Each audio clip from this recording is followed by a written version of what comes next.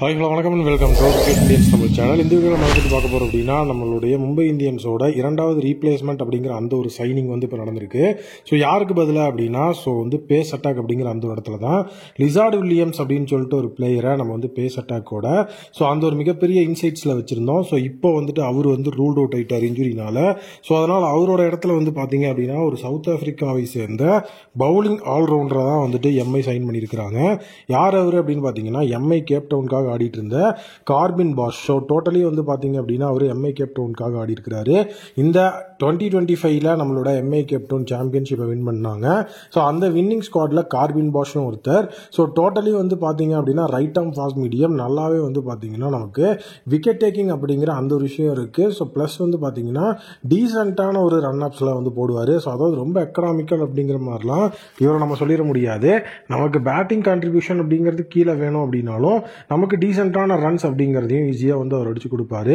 So recent டைமில் அவரோட form நல்லாவே இருந்தது. ப்ளஸ் இன்னொரு முக்கியமான விஷயம் என்ன அப்படின்னா இவர் கண்டிப்பாக ஒரு பிரைமரி பிளேயர் அப்படிங்கிற மாதிரி விஷயத்துக்குள்ள நம்ம கொண்டு வரணும் அப்படிங்கிற அவசியம் கிடையாது. ஸோ அதனால தான் இந்த இடத்துல நான் சொல்கிறேன். ஏன்னா கார்பின் போஷ் பார்த்தீங்க அப்படின்னா டோட்டலாக ரொம்ப எஃபிஷியன்டான ஒரு பிளேயர். அவரை கண்டிப்பாக நம்ம மெயின் லெவலில் ஆடியே ஆகணும் அப்படிங்கிற மாதிரி கட்டாயம் நமக்கு சுத்தமாக கிடையவே கிடையாது. ஸோ அதனால் ஒரு நல்ல ஒரு பேக்கப் அப்படிங்கிறத வலுவாக வைக்கணும் அப்படிங்கிற நீட் இப்போ இருக்குது. ஏன்னா பேஸ் அட்டாக் அப்படின்னு பார்க்கும்போது டோட்டலி கார்பின் போஷ் பார்த்தீங்க அப்படின்னா ரொம்ப ஒரு எஃபிஷியன்டான ஒரு பிளேயர் அப்படிங்கிற மாதிரி நம்ம எல்லாருக்கும் தெரியும். பட் அதே நேரத்தில் பார்த்தீங்க அப்படின்னா மும்பை இந்தியன்ஸோட பேஸ் அட்டாக் இப்போ வலுவிழந்து காணப்படுற மாதிரி தான் இருக்கு. ஏன்னா மும்பை இந்தியன்ஸை பொறுத்த வரைக்கும் அவங்களோட பேஸ் பேட்டில் பும்ரா, போல்ட், தீபக் சகர், அதுக்கப்புறம் ரீஸ்டாப்லி, லிசார்ட் வில்லியம்ஸ் அப்படிங்கிற மாதிரி இருந்தாங்க. ஸோ இதில் பார்த்தீங்க அப்படின்னா இப்போ லிசார்ட் வில்லியம்ஸ் ரூல்ட் அவுட் ஆயிட்டாரு. ஸோ ரீஸ்டாப்லி ஆல்மோஸ்ட் ரூல்ட் அவுட் ஆக போகிற சுச்சுவேஷனில் இருக்கிறாரு. ஸோ இன்னொரு முக்கியமான விஷயம் என்ன அப்படின்னு பார்த்தீங்கன்னா பும்ராவோட அவைலபிலிட்டியும் ஸ்டில் கொஸ்டின் மார்க்ல தான் போயிட்டு இருக்கு.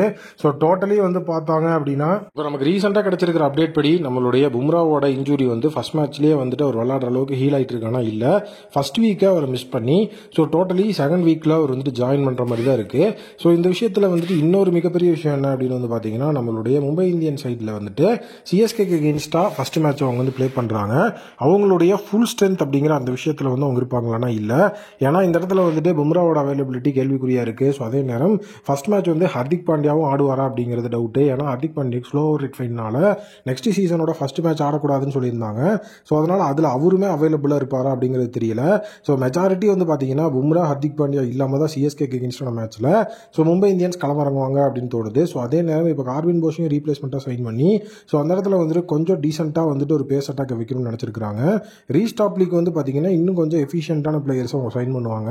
ஏன்னா ரீஸ்டாப்லியோட பேக்கப் அப்படிங்கிற சுச்சுவேஷனில் தான் இந்த இடத்துல பிளேயர்ஸ் இருக்கிறாங்க. ஸோ அதாவது ட்ரெண்ட் போல்ட்டோட பேக்கப்புக்கு ரீஸ்டாப்லியோட பேக்கப்புக்கு லிசார்ட் வில்லியம்ஸ் அப்படிங்கிற மாதிரி தான் அவங்க செட் பண்ணி வச்சிருந்தது.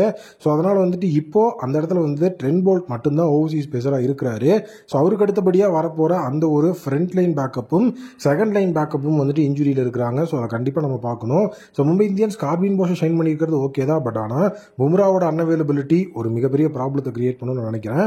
First week Bumrah and Hardik Pandya இல்லாமல் எப்படி சமாளிப்பாங்க, ஃபர்ஸ்ட் மேட்ச் அண்ட் ஃபர்ஸ்ட் வீக்கோட இந்த ஒரு ப்ராபபிலிட்டியை பற்றி உங்கள் ஒப்பீனியன் கமெண்ட்ல சொல்லுங்கள்.